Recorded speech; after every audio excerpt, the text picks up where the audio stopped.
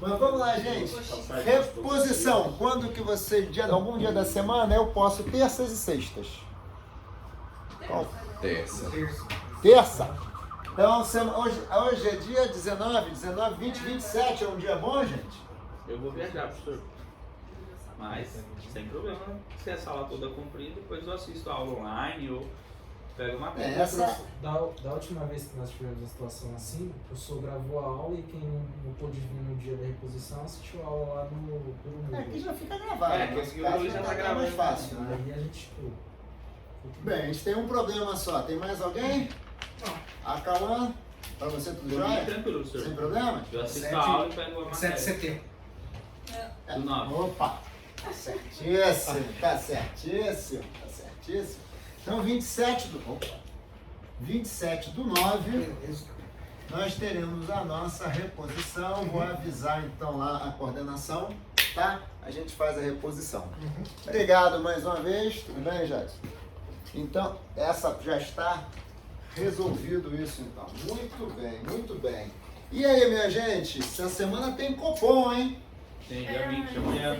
Tem Copom e tem funk americano, o Copom lá dos americanos também essa semana, né? E super quarta essa semana. É quarta também, professor? Terça e quarta lá também, quando coincide chama-se de super quarta. Subiu hoje pra cair, quarta-feira. Você sabe que a discussão, a gente tem um texto aí, que finalmente, calma, aquele texto a gente vai ler. Aquele texto. Finalmente a gente Esse é muito legal. Graças a Deus, tá vendo? O que eu li. Hoje tem uma discussão boa lá nos Estados Unidos hoje. Tem uma galera que acha que o Banco Central Americano não deve aumentar muito mais, deve ter mais um aumento, chegar a 3,25, talvez 3,50. E tem um pessoal que acha que tem que subir mais, tem que assim, tá o pau aí que tá com essa inflação do jeito que tá, não tem como, né? Então é uma discussão interessante, né? O Joseph Stiglitz, que é um prêmio Nobel, inclusive, de economia, achando que já chegou, tinha que chegar. Outras pessoas menos famosas, mas também que militam, e não necessariamente economistas manjam muito de mercado financeiro, né? Não são todos. Né? Então... E a percepção, né, professor? Esse é o ponto também, né? Percepção de cada um também, né? É percepção e tem um pouco... Joyce, como vai? Tudo bem? É percepção... Ah, não tem bonita lá. Oi? Tem bonita lá. Ai, obrigada. É percepção e depende muito a percepção, óbvio, não sei, não tem que discutir, e depende muito de como você vê o mundo, né? Se você pegar, por exemplo, um economista de viés de esquerda, a tendência dele é achar que o juro é sempre meio ruim. Basta ver a Dilma, né, que fez na marra a redução da taxa de juros, né? Os economistas de direita já encaram o juro como uma variável necessária para baixar a inflação. Então também depende muito da visão de mundo, né? Porque quando você aumenta a taxa de juros, mal ou bem você causa desemprego, mal ou bem você causa algum desconforto nas pessoas, né? Redução de salários e tudo mais, né? Desemprego, redução de salário e tudo mais. Então ele não pode, porque a economia não pode fazer isso. Então você tem que trabalhar para ter pleno emprego, né? Tanto é que todo candidato em época de eleição só fala disso, né? Criar emprego. Só que cada um tem uma visão de como fazer isso, né? Alguns acham que um pouquinho mais de inflação, com um pouco menos de taxa de juros, vai criar mais emprego. Outros acham que não, isso só vai criar mais inflação e mais desemprego no longo prazo. Então também depende muito da visão de mundo de cada um, né? Mas é como você falou, não tem um certo e um errado absoluto. Acho que depende muito do cenário que você vive e tal. Mas os radicalismos é quando você acha, né? Como diz um amigo meu, para quem só conhece martelo, todo problema é prego, né? Perfeito. Só dá martelada. Então esse é o que é o problema, né? Tipo, o radicalismo leva muito a isso, né? Gente, a gente vai falar desse texto primeiro, começar com esse bate-papo desse texto, eu vou projetar ele ali, e depois a gente vai falar sobre o sistema financeiro, esse sistema financeiro nacional, tá? Só fazendo um rápido refresh aqui. Professor, diga. Eu esqueci de perguntar para você. Aquele resumo que a gente fez algumas semanas atrás, você já deu nota? Da ata do Copom? Da do Copom? Não. Ainda não. Era para ter feito este final de semana, mas só vou apagar aqui, 27 nova reposição, tá? Beleza. Tá bom. Esse final, era para fazer final de semana, meu caro Luiz, mas o mundo não ajudou. Não, tudo bem. Tá? Então, só para a gente falar um pouquinho aqui rapidinho, dar um rápido curso aqui, curso no sentido aqui do que a gente está falando. A gente começou falando sobre moeda e meios de pagamento. Tá certo? Aí falamos sobre inflação, um pouquinho, alguns conceitos de economia, certo? Depois a gente veio falando sobre regimes de meta de inflação e regras de Taylor. Rico. Quer? Pode falar, gente, quer mais? Eu falo que o Antônio ficou rico. Antônio Quem? ficou rico, não quer, eu não veio pra aula, ficou rico. Quem ficou rico? O Antônio. Antônio Guimarães. Não na Tem um loteria. mocinho aqui do lado. Ah, não, vem mais. Ficou rico. Não, ele veio, porque ele tá viajando aí. Nossa, sério? Quanto ele ganhou? Não, ele tá viajando. Ai, gente. Tá viajando no trabalho. A desculpa por ter interesse. Certo? Aí falamos sobre regimento de inflação, regras de Taylor, tá? A gente conceitou a inflação aqui como um fenômeno monetário, tá? A gente falou que a inflação como um fenômeno monetário e a gente agora vai falar de sistema financeiro nacional e na próxima aula a gente vai falar sobre infraestrutura de mercado financeiro. Estrutura de mercado financeiro é o tópico da próxima aula, tá? Então esta é a nossa agenda. Sobre esse texto, todos leram? Eu li, professor. Eu li, professor. Todos leram? Muito bem, então vamos lá, vamos comentar um pouquinho. O que vocês acham do texto, dúvidas, o que a gente pode... Parece aquela reunião de alcoólatra anônimo. Que depoimento você pode dar para o seu companheiro? Né? Professor, eu fiquei com uma dúvida nesse texto quando ele fala Vai do... começar com a dúvida? Claro, né, professor? Tem que começar com... Quando ele fala de juro neutro, no sentido de que o juros aplicado ou os juros que tiver ali no mercado, ele tornaria a inflação junto com juros neutros. É como se não tivesse alteração no sentido da moeda, seria isso? Deixa eu encontrar, tá aqui, peraí. Pronto. Agora fica mais fácil. Aonde nós estamos, meu caro? Não, é no sentido da palavra que ele usa como juro neutro. Ah, juro neutro. Então vamos lá. Sobre o texto fala sobre pode estar chegando ao juro neutro. Então, a primeira pergunta do Acalão faz todo sentido. Vou ler um texto falando chegou no juro neutro, a pergunta é what the fuck is that? O que é juro neutro, né? O juro neutro é um número que ninguém sabe exatamente como calcular, mas cada um tem uma conta mais ou menos, que é basicamente o seguinte, é uma taxa de juros que você consegue crescer sem ter inflação. Ela é neutra, ela não impede que você cresça e ao mesmo tempo ela também não deixa a inflação crescer. Ou seja, há crescimento econômico sem inflação. Esse é o objetivo do juro neutro. E o texto quando fala Fed pode já ter chegado ao juro neutro, o que ele quer dizer com isso? Quanto é que está a taxa hoje? 2,75, né? 2,75. 2,50? Acho que vai para Aqui estava 3,25 agora. 2,25 a 2,50. Então, Ele fala que 2,50. foi a faixa, né? Ela está em 2,50. Então, assim, pode ser que 2,50 já seja a taxa de juro neutro. Essa é o que este camarada, Eduardo Yardeni, defende. Tá? Ele acha que a valorização do dólar por si só 2,5. já tem 2,5, né? Porque o link parece que vai para 3,25, né? Então 2,5. Segundo o Yardeni, o que ele defende? Ele defende que talvez a valorização do dólar, né? O que está acontecendo com o dólar no mundo hoje? O dólar está se valorizando, sim ou não? Sim. Sim, né? Todo mundo. Então, não só no Brasil. No Brasil está numa situação um pouquinho diferente, né? No Brasil, o dólar meio que estabilizou ali, né? Caiu, não sei o que, e tá meio com estabilizada, né? Nessa estabilizada, mas no mundo, no geral, o dólar tem valorizado. Ou seja, cada vez que passa, os países precisam de mais moeda local para comprar a mesma unidade de dólar. Isso leva ao quê? Isso leva a... Mais do que o euro já. Como? Tá valendo até mais Está do que o valendo euro. mais do que o euro, até pelas fragilidades da zona do euro lá, com guerra, crise energética, não sei o que, e tal, tudo mais, né? Então, assim, o autor defende que talvez a valorização do dólar por si só já tenha um efeito contracionista, né, nos Estados Unidos, que leve a, não precisa mais aumentar, né? Talvez já tenha Ele algum fala que- efeito. Ele fala que só a disparada do dólar, professor, equivale a uma alta de pelo menos 50 pontos base na taxa de juros. Tá.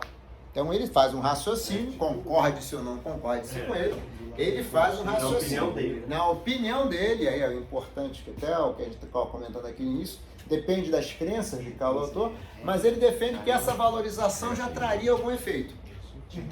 Ela já traria algum efeito. Tá? Eu não sei. Agora, o que acontece? Quando a gente estava falando aqui de regime de meta de inflação, regra de Taylor, não sei o que e tal, a gente estava num cenário muito de Brasil, né? Os Estados Unidos tem uma variável diferença aqui que é o seguinte, né? Os caras emitem a moeda do mundo, né? O dólar é a moeda do mundo, e é a reserva de valor do mundo, né?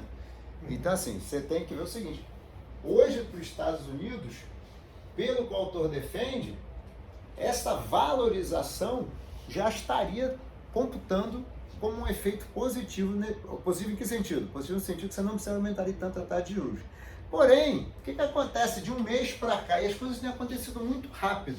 Eu não sei se vocês têm percebido isso no dia a dia de vocês no trabalho, mas as coisas estão acontecendo muito rápido. Tem uma semana, parece que está indo tudo bem. Aí na outra semana a bolsa desaba. Aí na outra semana acontece uma notícia. Qualquer pequena notícia hoje em dia, você já tem um efeito... né, não é, Thiago? Qualquer pequena notícia. Tá triste pelo visto. Não, quinta e sexta eu comprei tudo que eu podia, porque o PCI, CPI, lá americano? É. Ou o IPC brasileiro? IPCA? não, o americano, CPI. ele teve uma diferença de 0,20 bips, estava esperando negativo e veio positivo, estava esperando 0,10 negativo e veio 0,10 positivo. E aí os mercados entenderam muito mal e como o sistema bancário, o único papel que andou foi do Banco do Brasil, os demais não. É que o núcleo foi dobrado. A inflação no núcleo, o core, foi de. Era esperado 0,3, veio 0,6. Tá. Aí eles. O mercado. O mercado bateu bastante. Aí comprei um monte de papel de banco, hoje já saí vendendo. A bolsa começou meio negativa, depois tá com uma volatilidade muito grande. Mas hoje sai uma matéria no Valor, eu não me lembro quem fez o estudo, dizendo que pela primeira vez, não sei em quanto tempo, a volatilidade da bolsa do Standard & Poor's está menor que do Bovespa. Está maior que a do Bovespa. O Standard & Poor's está mais volátil, então vai acabar conquistando o mundo, né? A volatilidade do Standard & Poor's está maior que a do Bovespa. Acho que não foi quem fez o estudo lá para o Valor.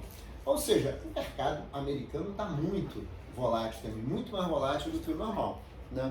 E nesse ambiente de muita volatilidade, nesse ambiente de muita incerteza, qualquer pequena notícia já é o suficiente para você disparar uma onda de compra ou uma onda de venda. Qualquer pequena, né? Ainda mais em ano de eleição. E aqui e lá, né? Aqui e lá.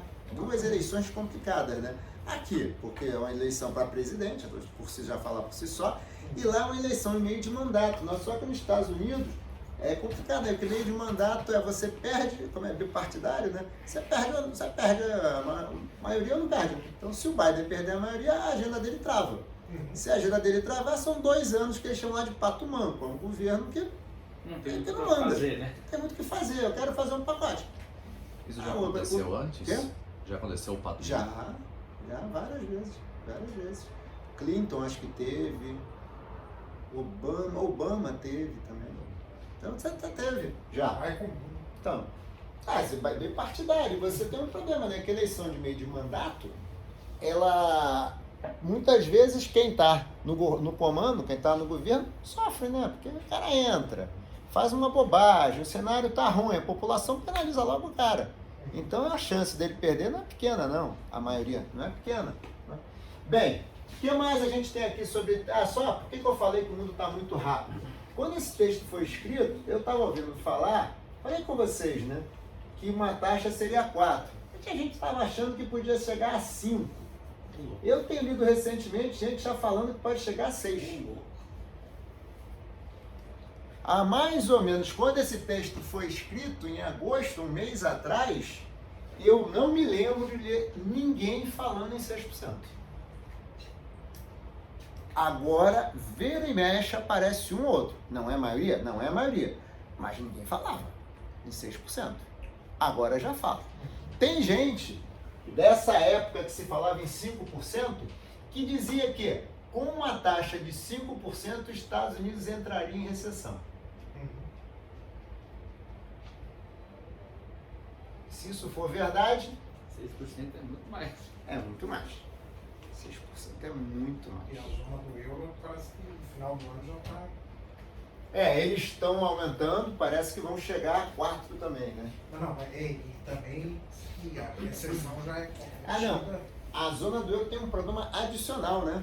Que vai ser a crise energética. Que sem o gás e o petróleo russo, o que vai acontecer? Basta ver que no Brasil, no início do ano, né, quando teve crise hídrica, né? O que vai acontecer? Vai aumentar as tarifas, portanto vai ficar mais difícil conter a inflação. Eles vão entrar, já entraram, a Inglaterra já aprovou, outros países também, algum subsídio para energia elétrica e outras fontes de energia para evitar aumento de preço. Mas, porém, assim, uma fábrica que não tem que fazer racionamento, a produção cai. Se a produção cai, o PIB tende a cair também. Então, o cenário pode ser, imagine que a taxa de juros americana vá para 6% e isso realmente cause uma recessão. Imagine que a zona do euro também entre em recessão por conta da questão energética. Né? Isso aí provoca recessão no mundo inteiro. Não. Se você pega, basicamente, sim, de uma maneira exagerada, tá? O mundo é mais ou menos, não é bem isso não, tá? É 1/3 Estados Unidos, 1/3 Europa, 1/3 China, mas de maneira bem grosseira, tá? De maneira bem grosseira, o mundo é mais ou menos isso. É 25, 25 e 20, mais ou menos isso, tá? Mais ou menos por aí, o mundo é mais ou menos isso. Então, assim, se você pegar, você tem 70... e a China, né? E a Não China, a vamos coisa também tá esquecer pesada. que a China tem um problema sério no crédito concedido para a construção, né? A gente tem um problema sério. Eu já falei com vocês, né? Uma das alavancas de crescimento do país é o setor de construção civil. A China, sabendo disso, fez o quê? Estimulou muito a construção civil a partir de quê? Empréstimos subsidiados. Empréstimos cruzados, de banco com o Estado, banco com empresa, que é uma zona, né? E aí agora o que acontece? Eles não estão conseguindo pagar. Né? E a China tem aquela que você só sabe depois que começam a falar, você não sabe ainda. A China, para poder estimular esse negócio, passou uma lei lá que você pode comprar um imóvel e mais ou menos assim, você compra um imóvel, antes de você vender o prédio inteiro, você já consegue pegar um financiamento para outro. Tipo assim, se você tiver metade vendido, já pode pegar financiamento para outro. Só que numa situação que o nego não compra, o cara não vendeu metade e está com outro, tem 2 sem vender. E as pessoas não querem mais comprar. Ou perderam o emprego, ou estão com medo, não sei o que e tal. E aí você está tendo o quê? Os caras não pagam os bancos, não pagando o banco. Lembram? Sistema bancário, todo interligado. Então, a situação não é muito boa, né? E ainda temos esse avanço lá da Ucrânia em cima da Rússia, que vamos ver o que vai dar, né? O quanto Putin vai ficar quieto, né? Que um mês atrás não era, nesse artigo não era percebido. Também não era percebido. E o Putin, ele provavelmente ele não vai aceitar de uma forma serena esse. Ele está tendo que recuar, né? Tá tendo que recuar. A Ucrânia tá A Ucrânia está avançando. Com tudo. Forte. 2 pés no peito. Eles não lançaram isso perto de uma... Eles tinham avançado 3.000 quilômetros, aí 2 dias depois já tinham 6.000, passou mais 2 dias, já foi 8 ou 9 mil, agora nem sei quanto tá. Pelo que eu vi também, eles estão acusando a Rússia de lançar um míssil perto de uma usina nuclear deles. Esse é o ponto. Imagine. Vocês lembram da famosa briga do Mike Tyson com o Holyfield? Que o Mike Tyson comeu a orelha do Holyfield na história? É mais ou menos, o Tyson aqui é o Putin, né? Não sei o quanto ele vai querer apanhar do Holyfield e ficar quieto, entendeu? Uma hora ele vai E morder. aí, quê? Uma hora ele vai morder, mas... Aí uma hora ele pode jogar um mísselzinho, usar uma arma química. Já veio com essa história de arma química, todo mundo alertando pra ele não usar, né? Tá testando, né? Mas isso não é ilegal da Geneva? Invadir outro país não foi muito legal, assim. Mas aí tem aquele crime de guerra, professor, que você tinha falado lá Como? no comecinho? Crime de guerra que você tinha falado lá no comecinho da aula? Crime de guerra? Se Não, não me crime engano, de guerra, você tortura, crime de guerra. arma química também? Arma química, algumas são. Algumas são crime de guerra, então você não pode usar. Algumas? Acho que depende da gravidade. Não, porque, por exemplo, gás lacrimogêneo é uma arma química, você pode usar. Agora, como que se usou muito Gás no mostarda? Vietnã? Gás mostarda, você pode usar. Uma que se usou muito no Vietnã, o agente laranja e seus derivados, você não pode usar, cria queimadura, que são irreversíveis e tal, cegueira, coisa do tipo. Entendeu?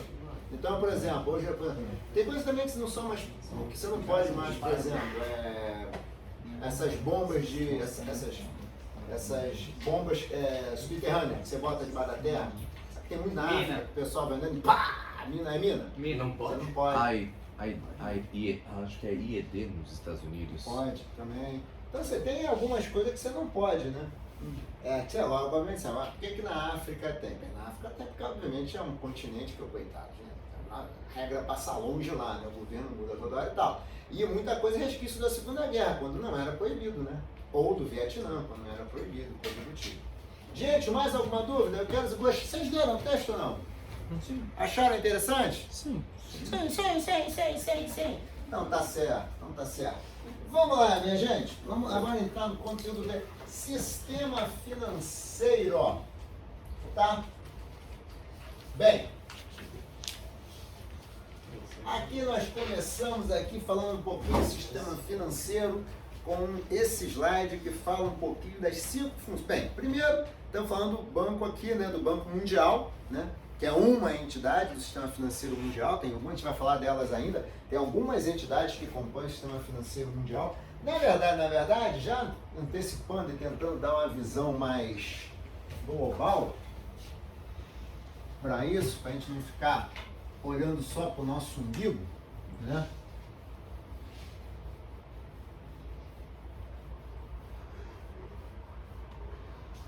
O sistema financeiro mundial é todo interligado, né? Então, existe uma entidade, né? Um negócio chamado Sistema Financeiro Internacional, né? Esse Sistema Financeiro Nacional, só para falar do nosso cercadinho aqui, ele tem duas grandes entidades. O BIS, que é o Banco Central dos Bancos Centrais, e a IOSCO, que é a CVM das CVMs, tá? Banco Central dos Bancos Centrais e IOSCO não são órgãos reguladores que possam emitir leis que se apliquem no Brasil, na Dinamarca, no Zimbábue ou qualquer outro lugar. Eles são associações, tá? Como se fosse uma associação de classe, uma guima da vida. Quem são os associados que estão aqui? Os bancos centrais. E aqui? As CVMs. E por que isso?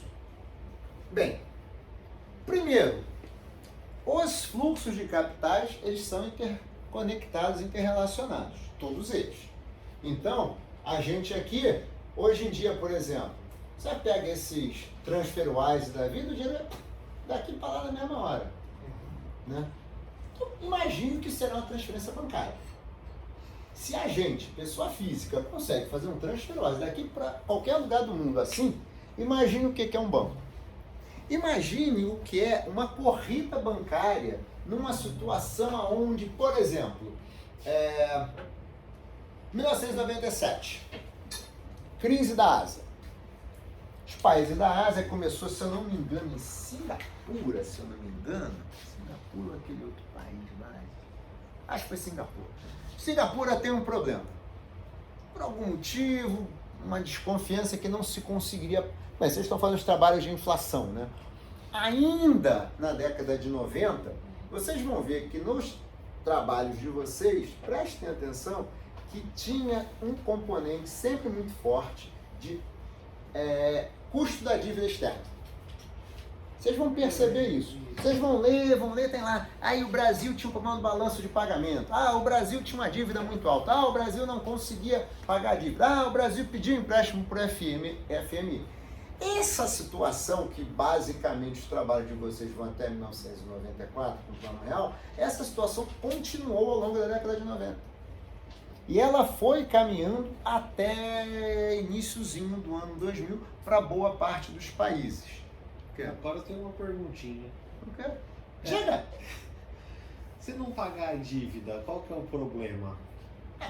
Você, se não pagar a dívida, qual é o problema? Ninguém vai querer mais emprestar pra mim. Primeira coisa. O que mais? E depois vai gerar um monte de problemas no que eu for fazer. Tem lugares que eu não vou poder participar, enfim. É isso aí. De repente você pode se apropriar de propriedade. Se apropriar de propriedades é feio, né? Mas se apropriar de alguns bens seus no exterior, por exemplo, como retaliação. Alguns países não vão querer fazer negócio com você e ninguém vai querer te emprestar dinheiro. Professor, e o superávit primário? O que é? Você está falando superávit primário, o quê? Cambial ou fiscal? É porque eu vi lá que em um determinado momento o Brasil rompeu com a FMI porque ele não conseguia, ele não gerava superávit para pagar nem os juros da dívida. Então, ele não gerava superávit no balanço, balanço de transações correntes dele. Porque você tem, basicamente, é o seguinte, balanço de pagamentos é basicamente composto de duas contas, tá? Uma conta de transações correntes,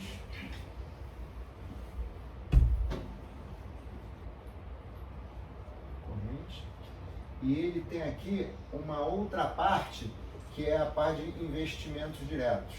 Tem um outro nome, mas eu agora não me lembro exatamente o nome. Tá? Nessa parte aqui, você tem a balança comercial,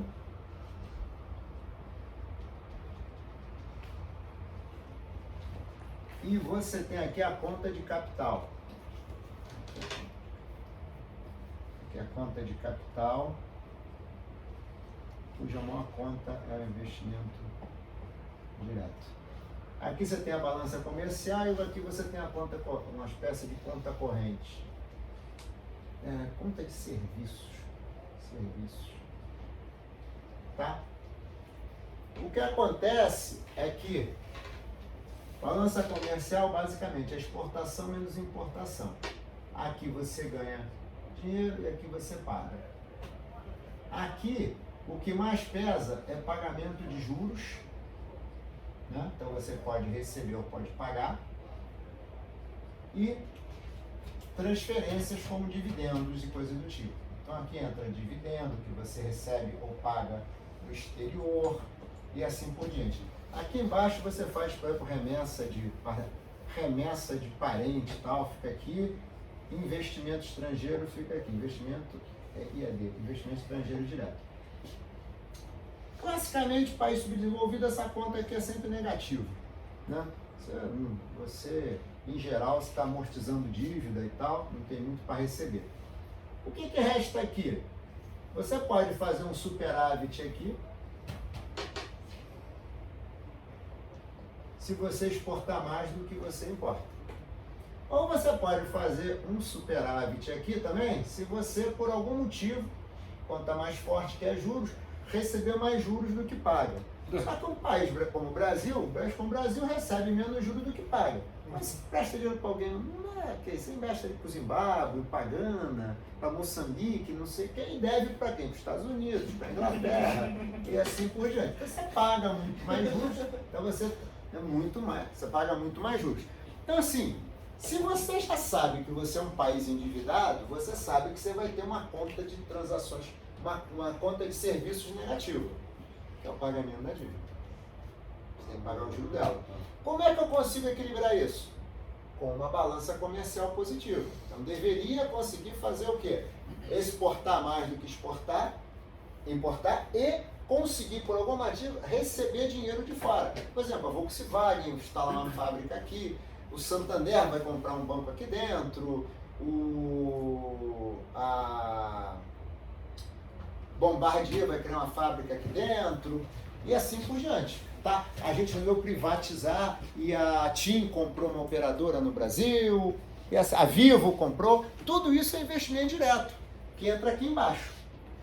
Então, como é que você consegue fazer para pagar os juros? Já que você tem uma conta para pagar muito maior. Eu vou conseguir, se eu gerar uma balança comercial positiva, exportar mais do que importar, e se eu receber investimento estrangeiro direto aqui na economia. Mas como eu vou receber investimento estrangeiro direto se o país está uma zona? Quem quer investir num país que está uma zona, que está uma bagunça e que todo mundo acha que vai quebrar? Ninguém. Então as pessoas não investem. Então eu não posso contar com isso. Eu preciso contar com o quê? Com isso aqui, para conseguir. Só que, em geral, isso aqui não é suficiente para pagar a conta de juros. E o que aconteceu no Brasil durante esses períodos que vocês estão lendo? Essa parte era ruim e esta parte também não era muito boa. Porque o que vocês vão ver quando o Lula fala que quitou a dívida externa, não sei o quê, é que a relação de troca entre exportações e importações brasileiras dos anos 2000 para cá, por causa da China, ficou muito melhor para commodities do que era na década de 90. Então, na década de 90, exportar feijão, arroz, soja, milho e mineral não era tão vantajoso vis-à-vis o que você tinha que importar de bens industriais. E chegou no ano 2000, por conta da China, isso ficou diferente, ficou mais balanceado. Então, os preços do que a gente importava aumentaram menos do que a gente exportava, o que gerou uma relação de troca favorável para o Brasil. O que fez com que o Brasil conseguisse criar... Chegamos a 330 bilhões de reservas internacionais. Muita coisa, bilhões de coisas. Então, coisa que a gente não tinha, porque a gente na década de 80 e 90 vivia que nem a Argentina. Quanto é que você tinha de reserva? 10 bilhões. 1 bilhão. Era nesse patamar que a gente vivia. Por isso é que tinha que ter os vários empréstimos ponte do FMI, tá? Vocês vão ver, vocês são muito novos, mas se vocês pegarem um pessoal mais velho, ou até esse pessoal do PCdoB que faz política, é que aqui, primeiro tem muito menos do que tinha antigamente, né? As universidades privadas têm menos, né? Tirando acho que a PUC, né? Mas se você for nas universidades federais, por exemplo, onde eu estudei, ainda mais naquela época, você pegava aquele Silvio, ia direto, fora FMI sai daqui, sai um bando de gente que falava e tal. Porque o que acontece? Os caras vinham aqui e diziam, ó, eu te empresto dinheiro, mas você tem que fazer isso. E era uma receita ruim, por quê? Sobe juros, cria desemprego, faz o país trabalhar muito mais para exportar do que atender a população interna. Era uma agenda recessiva que pressupunha o quê? Cria dólar para pagar a dívida e com isso melhorar o quê? Você estava falando, o que acontece comigo? Melhorar o seu score de crédito, melhorar seu acesso ao mercado estrangeiro. Essa era a política. Não estou dizendo se é boa, não estou dizendo se é ruim. E o FMI, inclusive, reviu. Já fez meia-culpa que essa política não era melhor para a época, 20 anos depois. Tá? Mas esse aqui é o contexto que a gente tinha. Então o Brasil ele vivia sempre com dois grandes problemas. Ele não conseguia ter um resultado positivo, um superávit de transações correntes, e o Brasil não conseguia ter um superávit também fiscal. Então esse era basicamente o contexto. E na década de 90 essa coisa continua acontecendo. Então quando você pega em 97, por exemplo, a crise que começou, se não me engano, com Singapura, é um efeito dominó, como a gente falou. Você começa a ver, as pessoas começam a achar, não, vai quebrar. Quando acha que vai quebrar, o que acontece? Já não empresta mais dinheiro. E o cara que estava investindo? O cara que está investindo saca. Vejam bem, parte desse dinheiro, eu falei do investimento estrangeiro direto, mas uma parte da grana é investimento especulativo. Então, quando você pega um Jorge Soros da vida, um fundo de hedge fund, o que os caras olham para o Brasil muitas vezes? Eles olham para o Brasil a taxa de juros. Se a taxa de juros está alta, o cara chega e põe dinheiro aqui para comprar título público, para comprar ação. Agora, se a taxa de juros não está interessante, ele tira. E o dinheiro, voltando, dinheiro não é físico, né? É um bit, né? É um binário. O cara saca o dinheiro assim. A hora que ele ouve um boato do tipo Lula 2002, por exemplo, Lula 2002. Quem seria o Brasil debaixo do governo Lula? O PT falou com a vida inteira falando em fazer moratória da dívida externa, moratória da dívida interna. Aí começou a se desenhar em 2002 que o Lula ia ganhar. O que aconteceu? O dinheiro começou a sair. Nessa situação, o que aconteceu? O governo brasileiro foi à FMI, pediu um empréstimo. Por quê? Para reforçar as nossas reservas com empréstimo. Ao mesmo tempo, o que o Banco Central fez? Aumentou a taxa de juros para 26,5%. Todas as medidas amargas que foram tomadas para o Brasil não quebrar e conseguir entrar no período Lula. Poderiam ter sido feitas, mas deixa pra lá, pô. Se o babaca vai entrar, ele que se dane. Vai entregar o país quebrado para ele que se dane, mas não. Vamos fazer o que tem que ser feito. Com isso é que você conseguiu um suporte inicial de dólar, que as pessoas começaram a tirar seu dinheiro daqui, mas entrou um empréstimo aqui, que a gente conseguiu pagar, porque imagina, eu quero meu dinheiro para ir embora. Não tem. Então nós tínhamos dinheiro para pagar, né? E com o aumento de taxa de juros, os caras ficaram assim, peraí, 26,5, eu vou deixar um pouquinho ainda. 26,5? 26,5. Olha aqui. Entendeu? Puta que pariu. Então, nesta situação, era uma situação típica de quebra. E o mundo em 97, depois da crise, porque foi uma sequência, né? 97 foi a Ásia, 98 foi a Rússia, 99 foi a Argentina. Tanto é que quando é que entrou o regime de meta de inflação? Em 99. 98, 99 foi quando a Argentina quebrou. E o Brasil já tinha vindo de 3 crises, sem contar no México em 95, e aí realmente chegou numa situação que era um ponto de quase não retorno, né? Tivemos essa situação. Agora você veja, é tudo interligado. É assim. Uma crise financeira acontece num estalar de dedos. Um país passa numa situação ruim, alguém começa a sacar, começa a ter uma tremedeira no país. A bolsa cai, o dólar sobe, aí o cara vê, tá com problema. Um sujeito falou que ia fazer moratória, vai virar presidente agora, e agora? O que eu faço? Tiro o dinheiro daí também. Isso leva um país a quebrar, facilmente. Por quê? Porque é todo interligado. E o fato de ser todo interligado fez com que, em cada país, você percebesse o seguinte, aí, mais uma vez, a globalização, não sei o quê, a gente tem que ter, de alguma maneira, uma certa ordem, um ordenamento mundial dessa porcaria. Não pode ser assim a casa da mãe Joana, cada um faz o que quer. Porque dou um exemplo. Nós temos do país do Caio aqui, ele tem umas regras aqui que são muito frouxas em relação, por exemplo, a entender quem é o dono do dinheiro que está investindo. Tipo o PLD. Ele tem uma regra super frouxa aqui. O pai do Thiago já tem uma regra mais forte. Qual é a tendência do dinheiro? Aí para onde? O CAD. Isso é bom? Não. Primeiro porque ele está criando quase um dumping. Tá? E depois, dinheiro que está rodando por aí, o bom dinheiro não vai para lá. Uma parte, né? Mas ele começa, isso é ruim. Mas aí então os paraísos fiscais não seguem, professor, o sistema financeiro? Os paraísos nacional fiscais, cada seguem? dia que passa, estão menores, né? Estão tendo mais e mais restrições. Mas eles, muitas vezes, eles não seguem as regras. Aí que é Por bom. isso que é tão bom. Por isso Não que seguem as parece regras. Mas até que parece, cara, realmente é um negocinho assim, né? É. É irrelevante, é paraíso fiscal, né?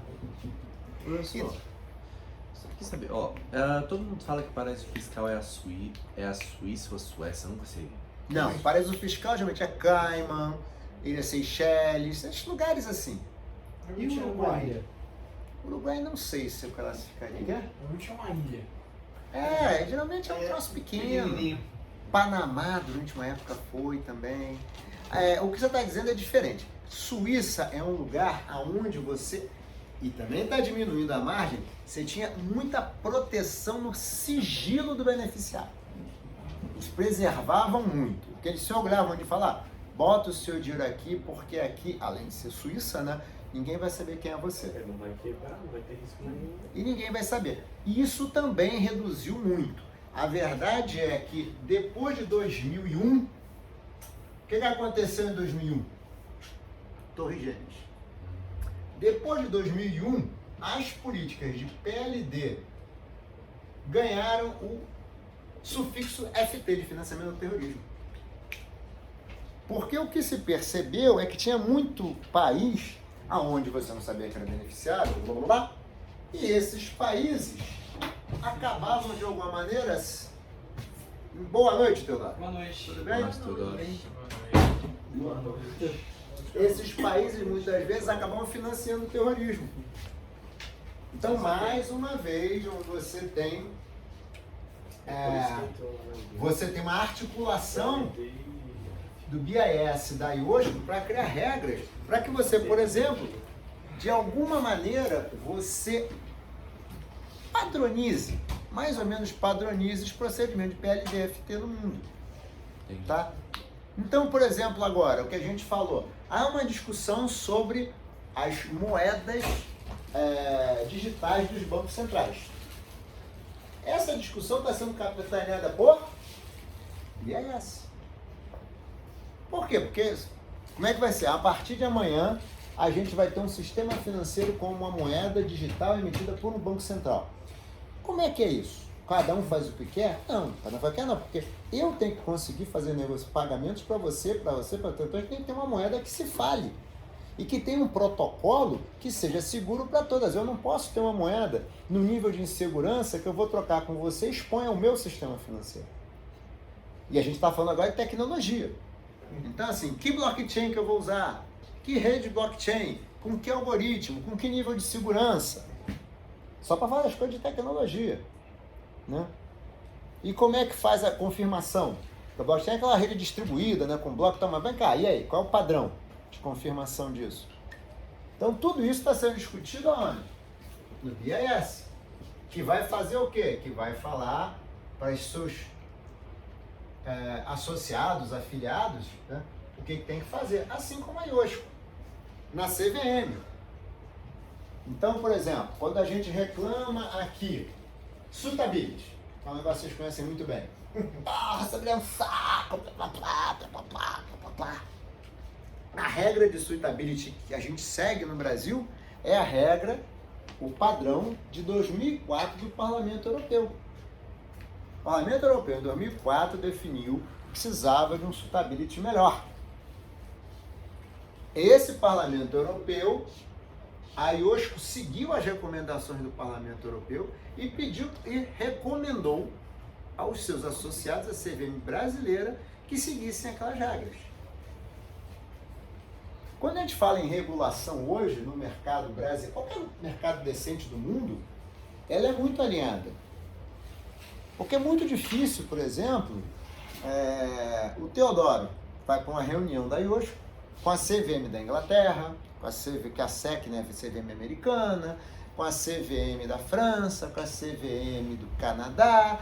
E aí tem uma discussão lá, vamos implementar um processo de suitability. Aí o Teodoro fala, não vou fazer não. Não, porque lá eu vou fazer melhor. A chance de alguém acreditar no Teodoro, não, mas se os Estados Unidos fala isso, talvez ele até consiga convencer os outros. Mas o Brasil fala, se alguém de vocês acha que uma autoridade brasileira tenha coragem de falar numa mesa com todas essas pessoas, eu acho que lá vão fazer diferente. Acho que o Brasil é melhor. O Brasil é melhor, eu tenho um sistema melhor no Brasil. Não duvido. Os Estados Unidos não fez isso com o sistema métrico? Quê? Os Estados Unidos não fez isso com o sistema métrico? Por isso que eles têm agora... A primeira coisa eu falei, os Estados Unidos é os Estados Unidos. Mas ele tem lá o sistema dele lá de aqueles negócios lá, mas é os Estados Unidos. Estados Unidos. Você não. Não, você não. Dificilmente você vai deixar de negociar com os Estados Unidos por causa do América americano. Mas o Brasil é fácil você deixar de negociar. Eu ia falar que o Bolsonaro tava gravando o preço da gasolina lá na Europa e comparando com a brasileira. O Brasil, não duvido que chega nesse ponto não. Ué, você não viu Vai que ganhar voto. você não viu que tinha bolsonarista reclamando lá durante o funeral da Rainha Elizabeth? Deixa eu mudar de assunto. Você é um mico do ano, meu Deus. Você é um mico do ano, meu Deus. Mas o Bolsonaro foi contra a vacina, que o mundo inteiro estava a favor, assim, tipo, eu não sei. Não, gente, aí já foge da normalidade. A gente tá no Stranger Things, né? É outra dimensão. É outra dimensão. Não dá pra conversar, é outra dimensão. Não dá pra conversar. Você realmente é de uma pobreza de espírito. Você, cara, a Rainha Elizabeth é uma instituição. Você não pode fazer isso. Brigar com um jornalista da BBC de Londres no meio do funeral. Isso não existe, gente. Não existe. O presidente do país parece vereador de interior para nós fazer filmagem de bomba de gasolina, pelo amor de Deus, não, vergonha internacional. Uma vergonha. Usar a embaixada brasileira para fazer discurso é uma vergonha internacional. Infelizmente não. Mas vamos mudar de assunto porque realmente isso é deprimente, na verdade. Isso é deprimente.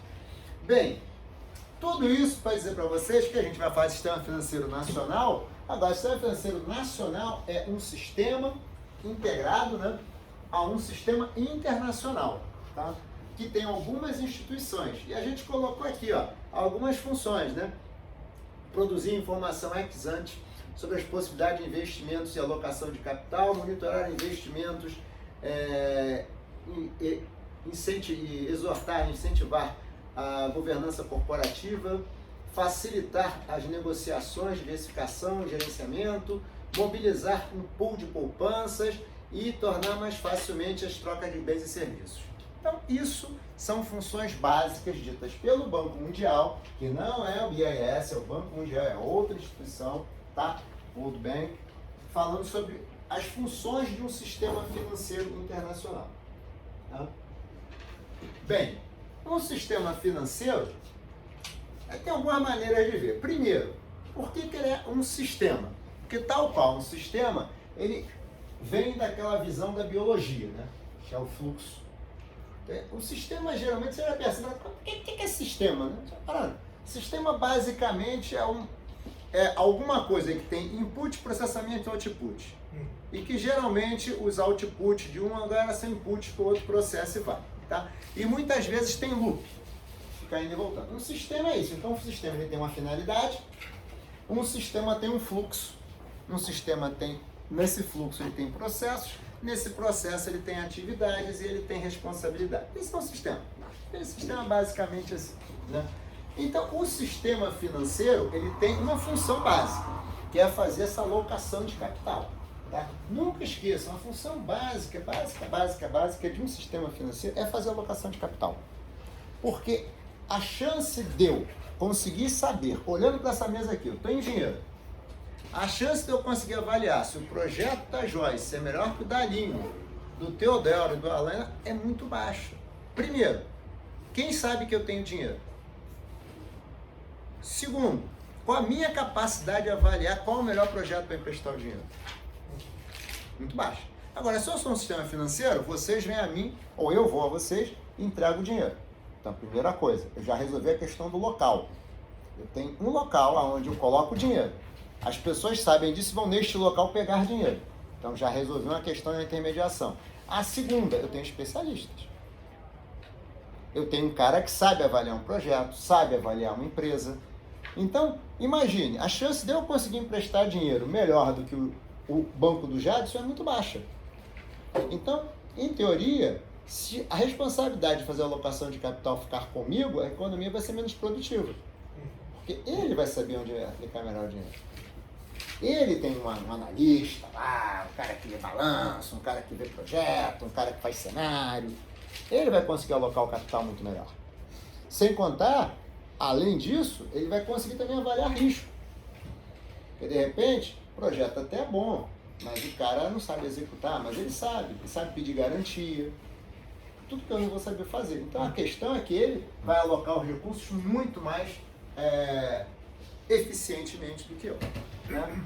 O sistema deve canalizar recursos, já falei, agentes superavitários e distribuídos para deficitários, entendam bem, superavitário e deficitário, o deficitário não é um cara que está sem dinheiro, é um cara que não tem dinheiro porque precisa. Ele tem um déficit em relação ao projeto dele e ao quanto ele tem dinheiro. Isso é um deficitário. Não é um cara que não, tô quebrado, tô sem dinheiro, não é isso. Deficitário é um sujeito que tem um gap de recursos. O cara pode ter muito dinheiro, eu tenho 1 bilhão em caixa, não preciso de 2 bilhões para fazer um projeto, eu tenho um déficit de 1 bilhão para fazer o meu projeto. Eu preciso recorrer ao sistema financeiro, tá? E aí você tem vários papéis que a gente vai falar. A intermediação, que é muito quando a Aline, por exemplo, a Aline é corporate, né?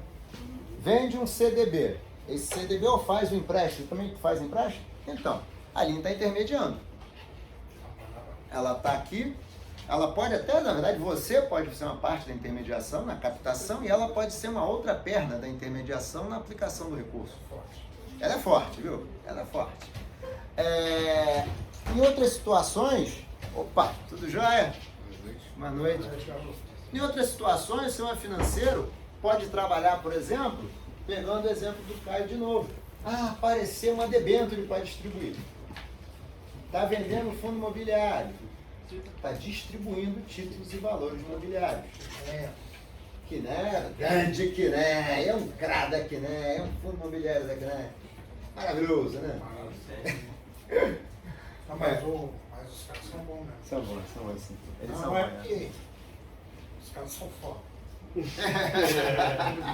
Comissãozinha tá boa. Mas lá entra lá. Mas eles têm uma política de gestão lá de valorizar muito o gestor, né? Sim. Tanto que o gestor lá dificilmente sai. Não, Quiné é um caso de sucesso, realmente. É um caso impressionante.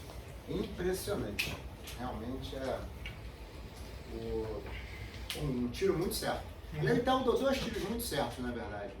Quando comprou o BBA para fazer o banco de investimento e quando comprou e quando formou a Quiné a partir do pessoal de gestão que era do Boston, que é o Márcio Werner, que é o diretor, né? Que é o diretor-presidente lá. Foi 2 tiros muito bons. Aliás, a compra do Boston em si foi um tirão, né? Porque, na verdade, o Personnalité, ele surgiu do Banco Francês Brasileiro. Mas o grande impulso do Personnalité foi quando comprou o Banco Boston. Ele comprou o Banco Boston, aí pegou, realmente fortaleceu o Personnalité e a partir de uma costela lá do Banco Boston, com mais um pessoal de fora, criou a Quiné. E aí realmente é um show, viu? É um show.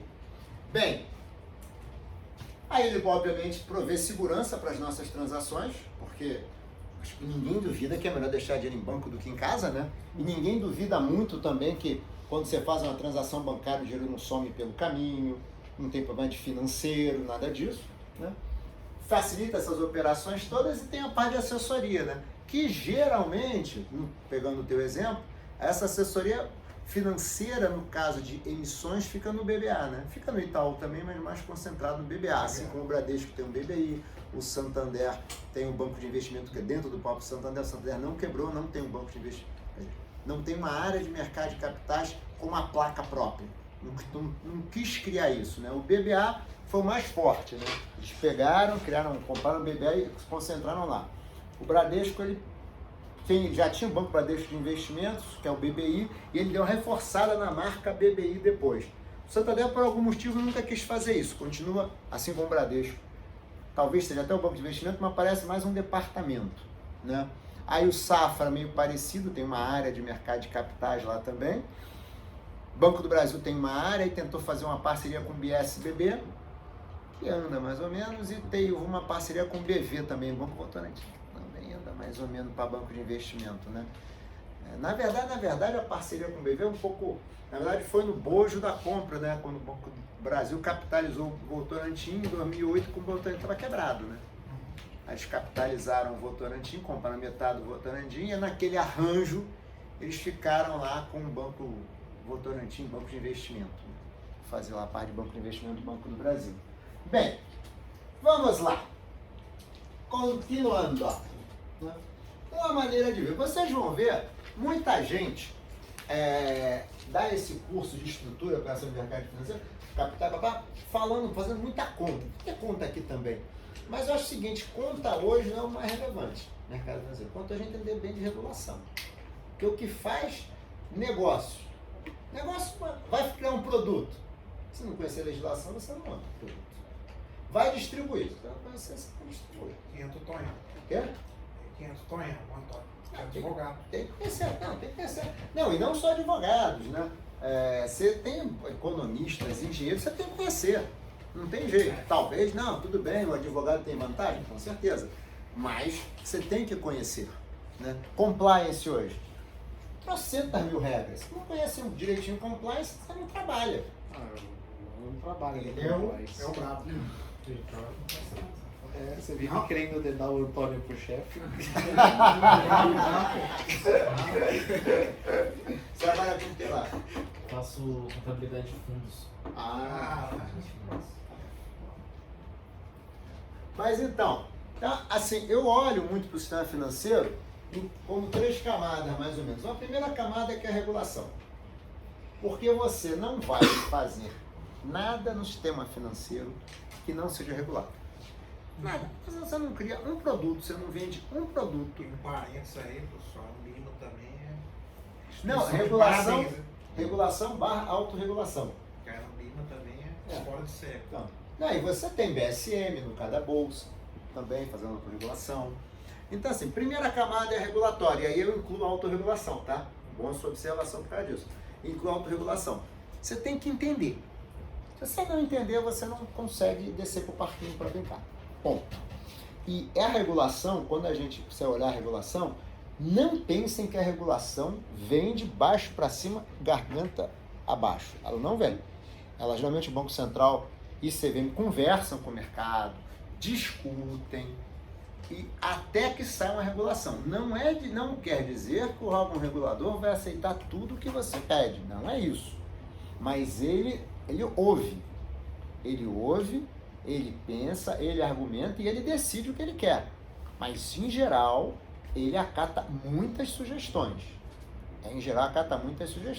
Então, por exemplo, agora, fintech, por exemplo. Ficou-se 2 anos discutindo regra para fintech, sobre alocação de capital de fintech. 2 anos discutindo. A AB Fintechs, que defende as fintechs, querendo uma regra muito mais branda, mas basicamente a manutenção do que tinha, que era nada, e o pessoal da Febraban querendo o quê? Uma regra muito mais dura, para que eles ficassem com mais capacidade de competição. O Banco Central ficou 2 anos reunindo os caras e ouvindo, até que ele soltou uma regra com algumas exigências maiores de capital, de governança das fintechs. Então ele ouve.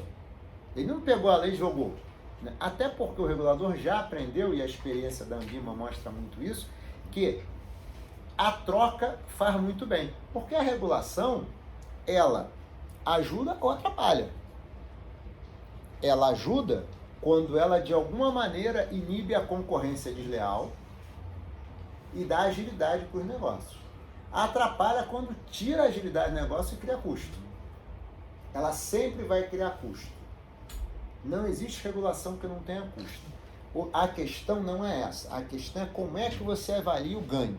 Quanto eu gasto para tê-la e quanto eu estou ganhando para ter um ambiente de negócios aonde o mercado cresça. Façam a seguinte conta.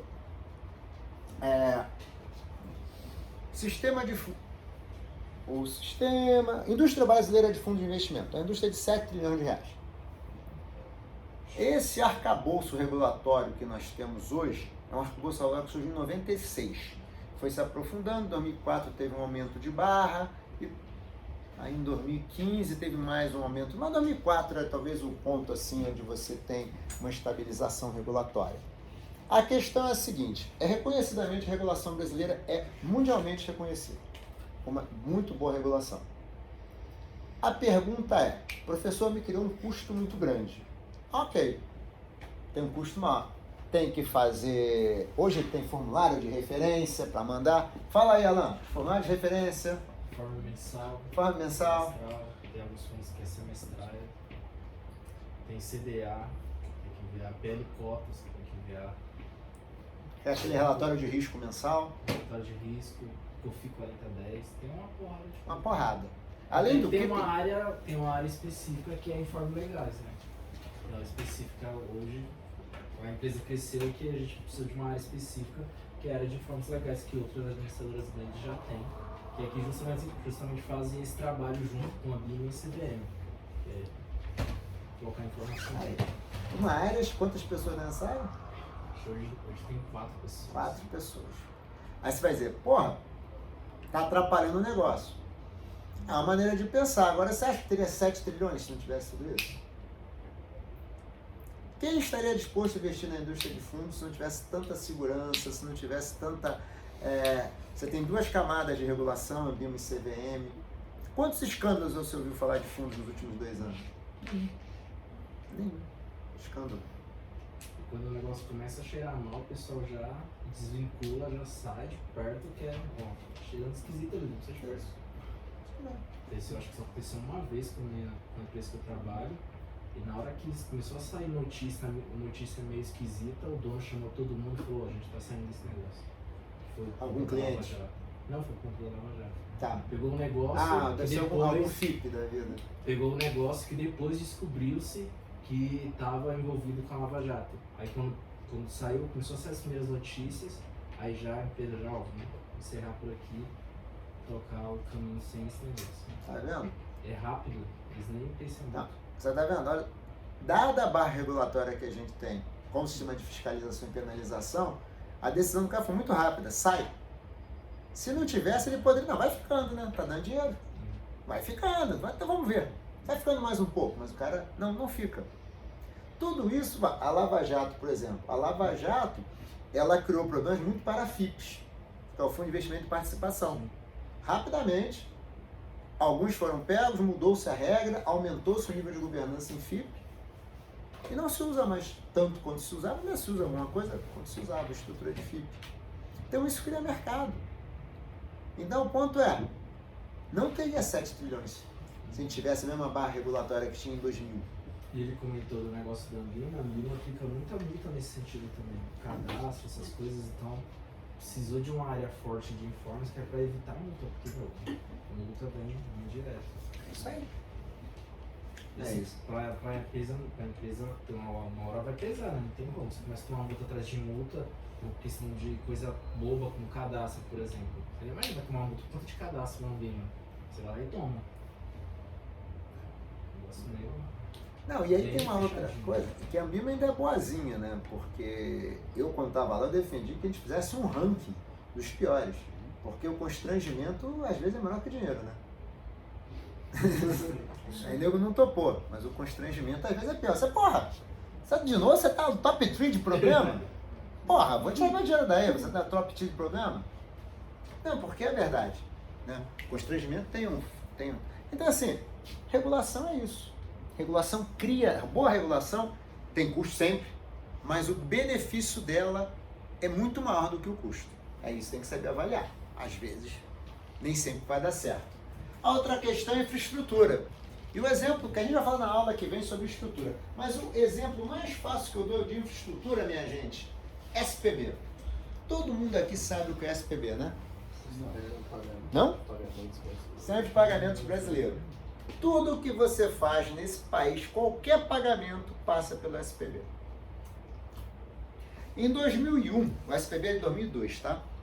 Em 2001, quando teve o negócio nas Torres Gêmeas, lá em Nova York, acreditem vocês, aquele era um quarteirão de mercado financeiro, Wall Street, né? Teve cheques que nunca foram compensados, sumiram. Assim, a corretora vendeu pro Jadson alguma coisa, a torre estourou.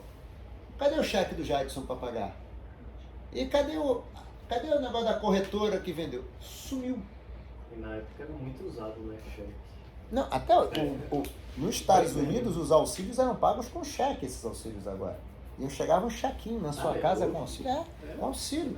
Um chequinho com auxílio na sua caixa postal. Cheque Entendeu? é o meio de pagamento Então, que mais a gente meio que estava um pouco mais avançado com quando a gente se distribuiu o auxílio.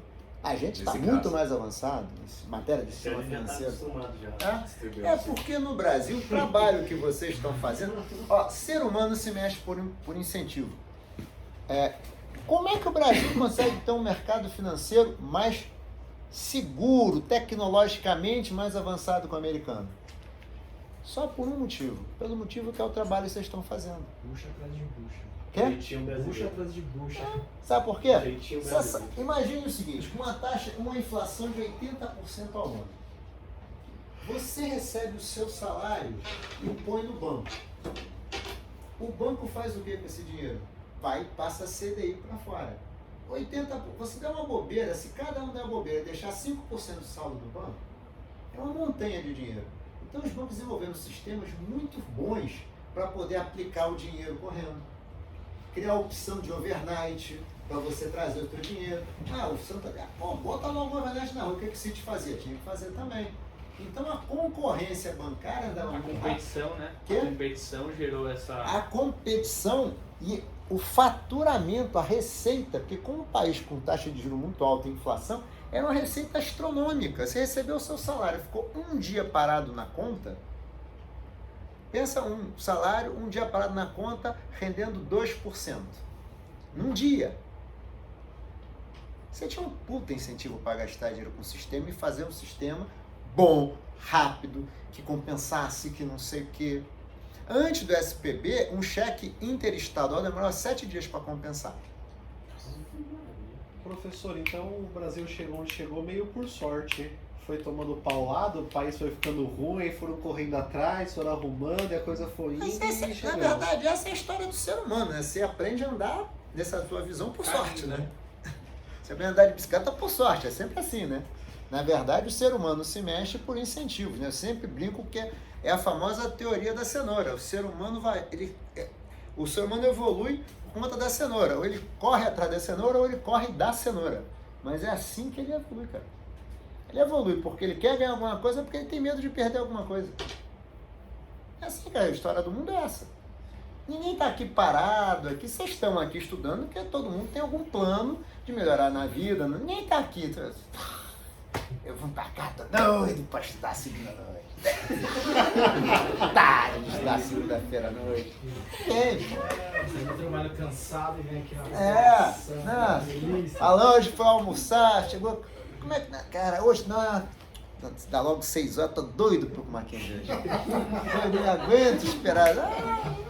Óbvio, ele tá aqui porque ele vislumbra um futuro melhor, porque tá aqui estudando. Entendeu? Ou até, obviamente eu espero que sim, mas às vezes até vira o básico, né, para você concorrer. Né?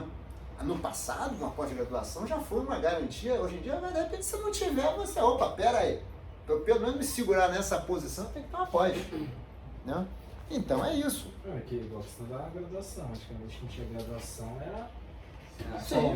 Hoje em dia é só um pré-requisito mínimo lá para você conseguir. É um pré-requisito de vaga só para peneirar mais as pessoas. É isso Quem não mesmo. tem já sai do currículo, nem é chamado, chamado. só para peneirar, né? Nem questão de, tipo, é um diferencial. Não, só vamos colocar isso aqui como uma regra para peneirar e conseguir pegar. Eu preciso de um cara que vai apertar botão. Ah, bota aí curso superior. Todo mundo tem, bota aí curso superior, ué. Porque é para apertar botão, é melhor um cara com curso superior que sabe apertar botão e possa crescer, do que um cara que vai apertar botão e nunca vou poder botar para ele para crescer. É igual a questão do inglês. Me chamaram para uma entrevista, pelo LinkedIn, a moça me chamou, a gente conversou, aí depois eu fui procurar a vaga e tava lá, inglês fluente, requisito da vaga.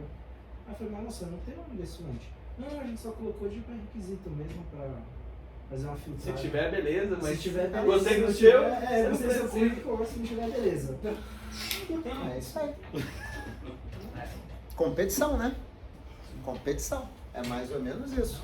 Então, quando a gente fala aqui, por que o Brasil tem essa infraestrutura de mercado de capitais muito boa, de mercado financeiro muito boa? Porque a gente tem um histórico de inflação que fez com que os bancos precisassem investir para competir. E notem vocês que os bancos que no passado melhor investiram em tecnologia foram aqueles que tinham as maiores redes e são aqueles que ficaram. Todos os outros foram... Alguns, questão de escândalo, que foi o caso do Nacional, o caso do Bamerindos também, mas coincidentemente o Bamerindos era um banco tecnologicamente muito atrasado, né? E o Unibanco, aí há controvérsias. Tem pessoas que dizem que o Unibanco estava numa situação muito ruim, na crise de 2008, tem outros que dizem que não, né? Não sei se vocês sabem, o Unibanco é um banco sem herdeiro, né? Porque o Pedro Moreira Salles tem uma doença degenerativa e os filhos dele ninguém quer ficar em banco. Um é cineasta, outra não sei o que, outra não sei o que, ele vai. Tá. Vou fazer uma fusão aqui, pelo menos o banco continua, né? Senão ele vai ser vendido mesmo. Então, há controvérsias sobre o que de fato aconteceu. Mas uma infraestrutura de mercado, Bovespa, tem uma boa bolsa, a gente vai falar mais disso na próxima aula, é fundamental. Você tem um ambiente de bolsa que é o quê? Anota um papelzinho, entrega aqui, a outra entrega ali pro outro, liquidei a operação, vem pra cá. Nossa, tem um serviço, pum, dá um clique aqui no home broker, daqui a pouco já está liquidado. Precisa nem estar aberto. Quê? Precisa nem estar aberto, você lança de madrugada, Então, quando abrir, executa. e por fim as próprias instituições, né? E aí volta um pouco a questão da regulação, né? As instituições que estão debaixo da regulação, elas têm que ser fortes e robustas, né? As instituições, você pode ver, aqui, qualquer pequena notícia, o Banco Central já dá em cima de um banco. Já vem uma exigência de capital, já vai uma fiscalização. Então as instituições, elas são robustas. É meio que uma situação de que quem não tem competência não se estabelece, de fato. Porque a competição é forte aqui no Brasil. O Santander, por exemplo. Santander, quando entrou, todo mundo falava, não, foi Santander, entrou o HSBC também, um pouco depois, bem depois, não sei, não. Quê? Não, tá, a HSBC no caso não aguentou, né? Então, todo mundo falava, não, agora esses caras vão baixar a tarifa, o mercado brasileiro vai ser revolucionário. Não, pelo contrário, o cara chegou aqui, viu que era tudo alto, o brasileiro pagava do mesmo jeito, então vou manter alto também. Um terço do resultado do Santander hoje é Brasil, né? Então, é mais ou menos, agora que é forte. As instituições, elas são fortes, no sentido de que elas são resilientes às crises. Professor, uma dúvida, a regulação ser tão forte assim não atrapalha outros bancos a virem para o Brasil? Não acredito. Ou criar um novo banco, um exemplo? Não acredito. Eu acho que o que tinha era o seguinte, no passado, ter agência era muito importante.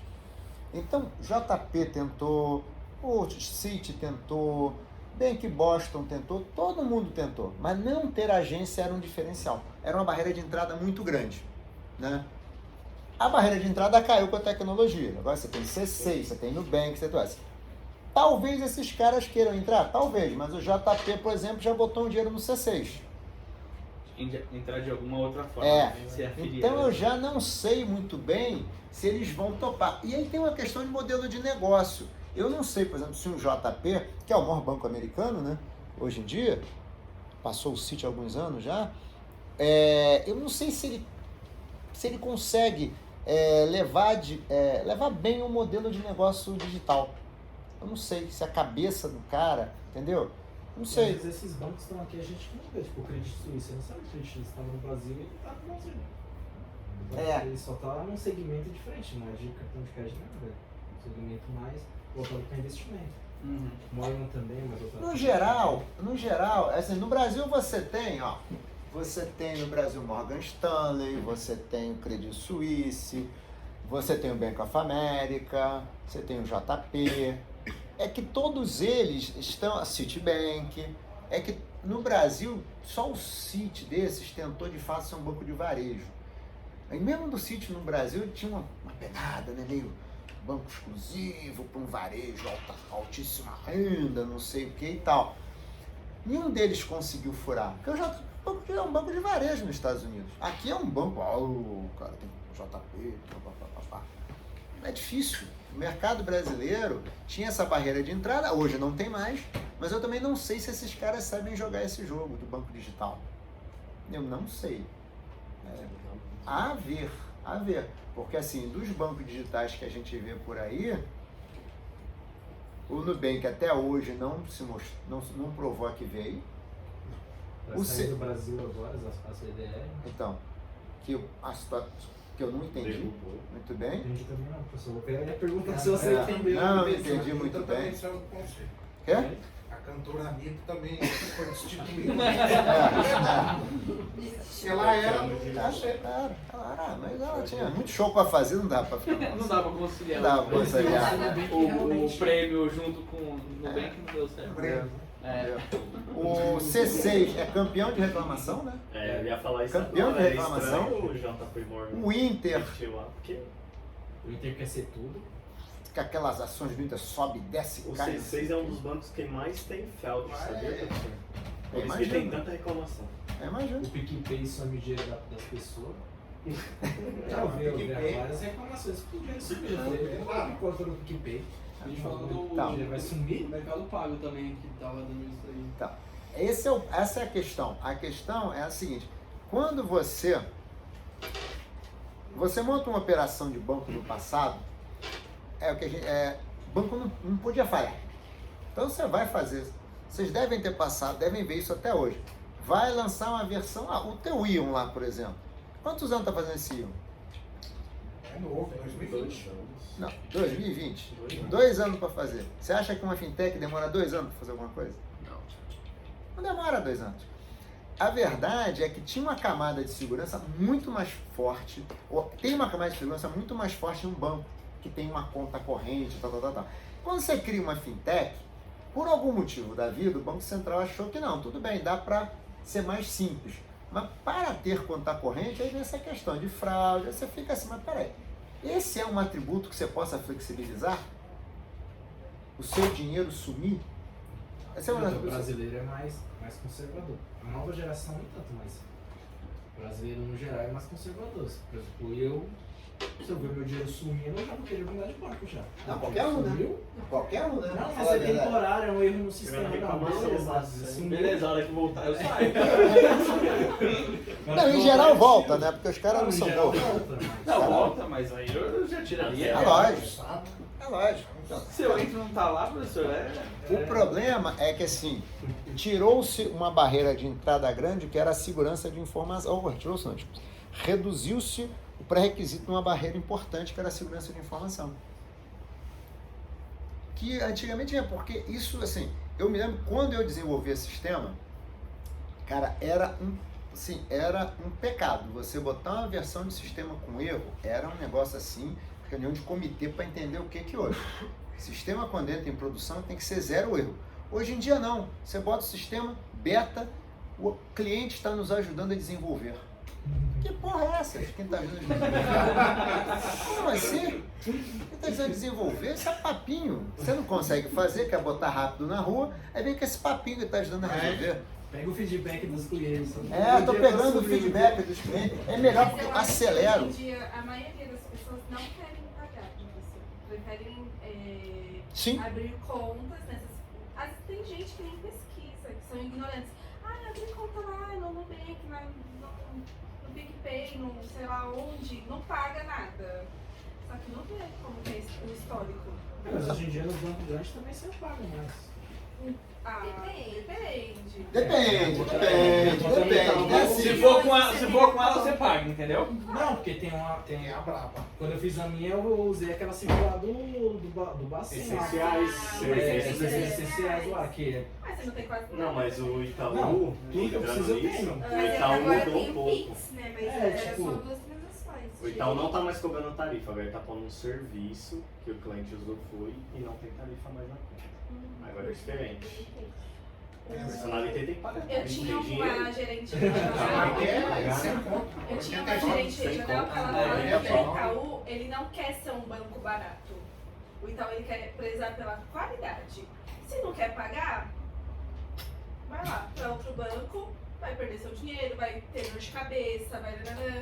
Agora, se você quiser ficar num banco que tem nome, renomado, que já tem um histórico, é bom, né? Então você fica aqui com a gente. Mas ela falava, não vai pagar? Então tchau. É uma estratégia, né? Tem que ver até onde. É uma estratégia. Mas você tem que ter um Se serviço o cliente tem um nome limpo, bom, é lá do Eu já tarifa, tenho, mas se já tem um nome tenho. sujo, é mais alto. O que acontece? R$63 no varejo. Ah, mas puxando sardinha pra lá, principalmente o personalité, né? Claro que a gente vai ter que tentar reter o que puder. Nós já teve situações de cliente ir para outros bancos grandes também e depois voltar com o rabinho entre as pernas. Ai, lá não foi tão bom o atendimento e voltar. Sabe? Acontece. Sim. É que tem essa questão de preservar mais o atendimento, a qualidade. Eu acho que o que tem que ter é o seguinte, Mas não tem muito, assim, não tem muito segredo. O mestre Michael Porter já falou. Você tem 3 estratégias genéricas no mundo. 3 estratégias genéricas. Uma estratégia é preço. Você compete em preço. Outra estratégia você compete em diferenciação. E a terceira estratégia é algum nicho. Você trabalha para um nicho. Aí você tem que ver, se você quer competir em diferenciação, você tem que ter alguma diferenciação. Aí vem aquela história da vantagem competitiva. Qual a vantagem competitiva você tem em relação ao seu concorrente, né? Ou você vai competir em preço. Porque você vai dizer que o Itaú quer competir em diferenciação. E ele pode também fazer diferentes coisas. Não, eu quero aqui, no personalité eu quero diferenciação. Mas no varejo eu quero competir em preço. Então, ele pode fazer, ele segmenta o negócio dele e pronto, ó, aqui eu quero aqui eu quero aqui. Eu acho que tem. Outro dia o Santander viu com aquela história de cobrar por serviço, né? Que é uma ideia muito boa. Que é aquela ideia de você pegar e dizer o seguinte, ó, você não precisa ter 100 mil reais comigo para ter um atendimento melhor. Você me paga 100 reais por mês e você tem 200, sei lá quantos, e você tem um segmento. Você tem um tratamento diferenciado, um consultor de investimento, não sei o que. Não, a ideia é interessante. A ideia é muito interessante. Quem quiser. Mas eu acho que vai subir bastante na adquirência para agora com o Santander nesse novo modelo. Eu tava vendo Não sei. uma reportagem sobre isso, né? Saiu uma matéria lá. E agora, por exemplo, antes, pelo menos no Itaú, você só é Uniclass com uma renda superior a X. Só é Persol com uma renda superior a X. No Santander não tava tendo isso, né? Tipo, se você quer ser Select, Van Gogh, uma coisa Pague assim, pra ser. você vai pagar a tarifa. A maioria quer status. Vou Exatamente pagar isso não sei o que, não sei só o gosto que. de status. Só que aí, depois, tem gente que não consegue sustentar, quer o status, mas não consegue sustentar. E vem aí a inadimplência. Mas aí tem a questão da concessão do crédito, né? Porque O assim, Santander libera muito crédito no emissor. Até pra quem tem restritivo. Eu digo isso porque o meu namorado Chega trabalha lá. até ser desleal, verdade. Aí ele sempre fala, já bati nisso aqui. Eu falo assim, às vezes eu tô contando algum caso, ó. Nossa, tô tentando atrás, o cliente não tem restrição, conta linda lá. Ele, eu libero até pra quem tem restrição. Não vai competir. Tem restrição, a gente já tá liberando R$300, assim, ó. Daqui a 5 anos, se o Santander Aí eu tiver fico, fraco das pernas, já sabe, né, professor? Daqui a 2 anos. O risco de quando a crédito conta chega. do Itaú é muito diferente. O risco de crédito, se você falhou uma vez com o Itaú, pra você conseguir a confiança de novo, vai liberar. Não só você, se sua família te ferrou, você se ferra junto. Eles são bem conservadores. Muito conservador. mas é porque Sua mulher tem uma diferença, né? Assim, Eu acho que é mais conquista do cliente que o Santander tá querendo conquistar. Tá Porque dá conta da querendo minha mulher. porque números. Sim, não, mas o Santander tem esse desafio, né? Porque a verdade é o seguinte, né? Você tem Banco do Brasil, Itaú, Bradesco. O Santander é aquele cara que ele precisa crescer. Ele precisa crescer para ele ter alguma musculatura, porque ele está no top 5, né? Mas ele é o top 5 ali, né? Ele tem que criar musculatura. Então, a situação dele é... Porque se você for ver aonde que os bancos que tentaram fracassaram, Citi, HSBC, não conseguiram criar musculatura. Ficaram com a rede muito pequena e aí, em algum momento, ele é o candidato a ser comprado. Todos os bancos médios, basicamente, todos os bancos médios tiveram essa história. Quem é que continuou como banco médio, mas virou nicho? Safra, Daicoval, alguns nichos, Sofisa, Crefisa, que é nicho.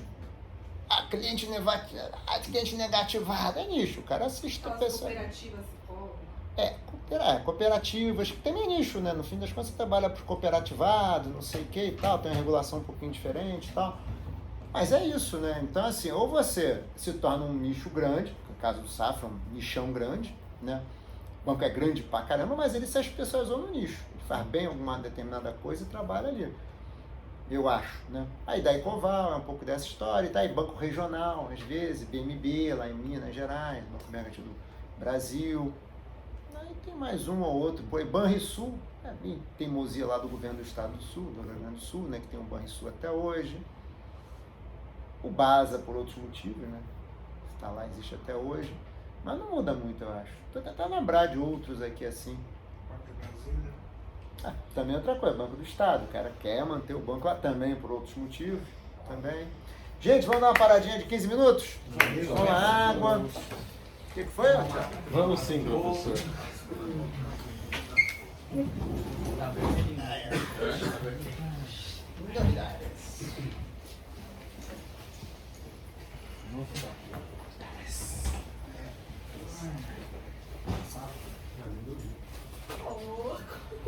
Gente, não sei se eu guardo formiga aqui. Uma já tô vendo. Pegar a rosa ainda. Essa daquele gigantes. Os antigão, Big Big, tatuagem. Eu tava com um monte hoje no trabalho. Cadê? Todo mundo pegou, comeu. Meu Big Big. Eu lembro da época, tipo, uns anos O que é Big Big? O chiclete. Eu amava quando era criança. Babalu. centavos. Babalu. Nossa, o que eu gostava da Aline, babá. eu vou avisar a coordenação amanhã da reposição. Você avisa também, por favor? Para eu evitar qualquer... Tá? Vou anotar aqui para não esquecer de avisar. Vou tentar fazer agora, deixa eu ver.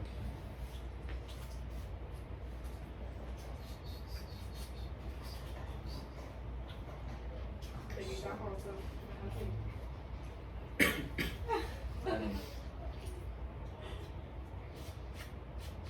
Oi. Não, eu tô de boa. Quer professor bala? Não, obrigado. Pô, por que Valeu. muda com... É uma barrinha de cereal bem lembrado, não quer? Oi? Eu tô nesse dia, eu não vou conseguir comer, tá? Dia saindo?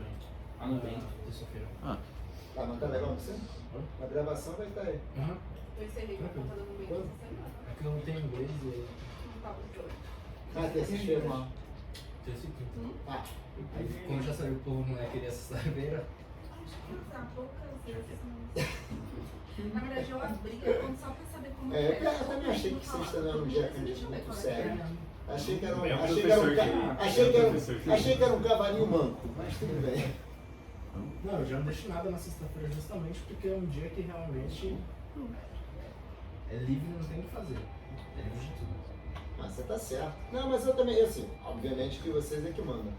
Eu vou fazer 30 anos de casado, né? Agora em outubro, né? E desde que a gente casou, sexta-feira é o dia que a gente guarda pra lanchar junto, não sei o quê, sair, papapá.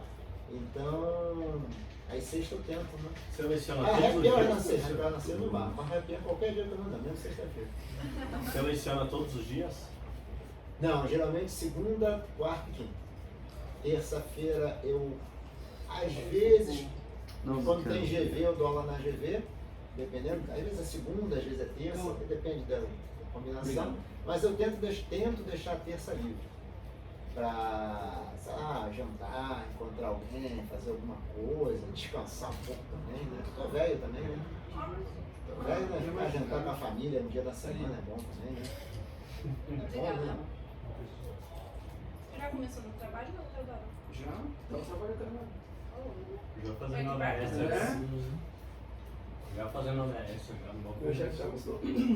Gostou? Eu já falou assim, ó, já tá fazendo hora extra. Então, Não terminou isso aqui nem É aqui perto? É aqui na Paulista? resolver, né? Para ali, mano. Ah, pertinho. Faria Lima. É uma estação só pra beber, não? Ou tem mais uma? Só uma. Não, Ali tem perto duas. do. Não, É Paulista tem e é Faria Lima, Paulista, né? Oscar Freire e Faria Lima. Eu vou no metrô que tem que ser ali perto, né? Do Largo do Batata, né? Senão, pegar uma bicicleta, alguma coisa. Não. Nossa, Perto ali, sabe? o problema, professor, é que perto eu Do tinha Pinheiros, tá ligado? um estágio, de partido do shopping, né? eu tinha um estágio perto da Faria Lima, era Você acho não- que 4 quarteirões pra frente, 5 quarteirões mais ou menos, eu ia todo dia a Mas pé perto do- lá, pra lá. Tá, você soltava no Largo do Batata e descia. Tipo assim, Tá, Era um é pesado, pesado. Eu já tive uma época que eu fazia um pouco disso também. Depois Uma caminhada boa. Ah, exercício, pelo menos. Um pouquinho. É uns 10 minutos, tá ligado? Mas acho que na mesma época. Tá gostando também, mas vai ficar perto de Gold. Eu fico em frente ao shopping. Eu fico em frente ao shopping. Tá em frente do Guatemi ali? Perto. É tipo uns 10 minutos, assim, de... Ah, tá. Ah, 10 minutos ali é uma caminhadinha de 2, 3 quarteirões. É, não muito. É perto do Pinheiro, sabe? Ah, sei. Sei tá. Olha o prédio ali. Chama Condomínio Capitânia.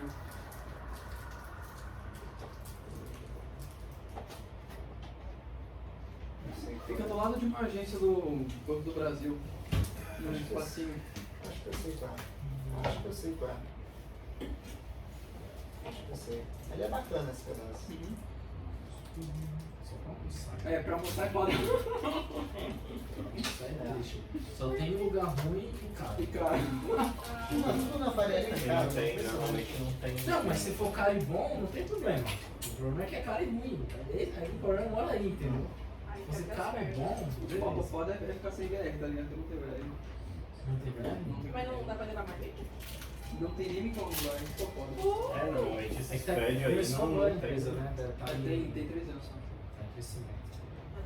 Ah, mas 3 anos já deveria ter micro-ondas, né? É, os caras comem tudo fora, né? Esse cara Os caras têm. tem 5 pessoas, entendeu? Todas são chefes. Ah, seja independente é bem isso, né? Todas são chefes. São 5 vagas de garagem, cada vaga tem um Mercedes, um Volvo, um BMW, né? Acho que cada um sai no raspa todo dia. Aí quando você fala, não, estou trabalhando muito, eu entendo, não sei, uns R$200 de aumento, o cara acha uma fortuna. Aí dia seguinte, ó, gente, o tempo tá difícil, Você não pode vai parar ter aqui a aumento. gravação.